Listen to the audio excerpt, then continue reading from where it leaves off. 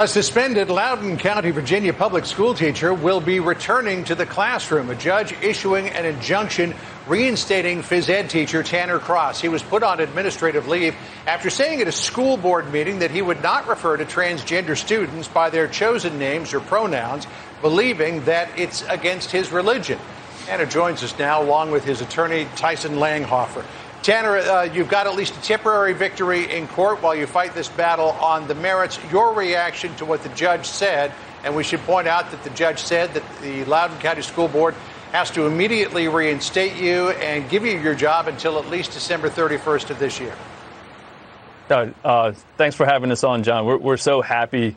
There was lots of tears, lots of hugs. We're just happy that we were reinstated, and I look forward to going back to serving Leesburg Elementary. All right, Tyson, you said that suspending Tanner was a dangerous road to go down for the school board. Why? Well, it absolutely is, because no teacher should be punished for simply advocating for the good of their students. So every teacher should be cheering this decision, because school boards have no right to punish teachers simply for speaking at a public forum on a policy that's being considered by the board. Right, and the policy considered by the board would be to address transgender students by their chosen pronouns. This is what you said about it at that Loudoun County School Board meeting, Tanner. Let's roll the tape here. I love all of my students, but I will never lie to them regardless of the consequences. I'm a teacher, but I serve God first, and I will not affirm that a biological boy can be a girl and vice versa, because it's against my religion, it's lying to a child, it's abuse to a child, and it's sinning against our God. You said that I will not affirm that a biological boy could be a girl and vice versa. There is science to suggest that gender identity can change as a result of several influencing factors in early childhood. Do you not accept that science?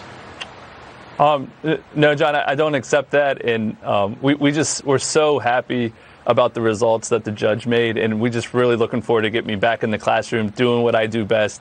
And that's making kids healthier and having fun. And I guess, Tyson, at the bottom line here is it's not what Tanner believes or doesn't believe. It's his right to express what he does or doesn't believe. Well, that's absolutely right, John. That the reason this was so extreme was that the school board punished Tanner simply for speaking at a public meeting in his private capacity. And even he went to work the next day and there were no problems, yet they still suspended him. That's unconstitutional, and that shouldn't happen. But there were a number of emails that were received by the school board from parents who said that they didn't want you, Tanner, teaching their child. What do you say to those parents? There's a slogan at our school, and we actually, it's a family, and sometimes families disagree, but we still love each other. And I just look going forward, and there's not a lot that I can control what students are in my class, but I'm going to serve every student at Leesburg Elementary to the best of my potential. You know, I mentioned at the top of this, Tyson, that you're going to continue to fight this battle on the merits. Judge James Plowman, in issuing his temporary injunction, wrote that you are likely to prevail on the merits. He said, quote, "The comments made by the plaintiff have in their very core proclamations of faith and how he is to apply them to his life. The weight of the evidence supports a determination that the plaintiff is likely to prevail on the merits." Do you believe that Tanner will be able to keep his job even after this temporary injunction expires? Absolutely we do. We think the law is clear, and we think the facts are clear. The school board rushed to judgment. They punished Tanner simply because a few parents disagreed with Tanner's views. And that's not how it should be. Schools are very diverse, and we should be able to live together and have our diverse views, and teachers shouldn't be punished simply for sharing those views in a public forum. One quick question to you, Tanner. Maybe you can give me a quick answer. This is just a proposal at the moment, but if this becomes policy, you will constantly find yourselves at odds with school board policy. Can you effectively serve your students as a teacher if you are always at odds with official policy?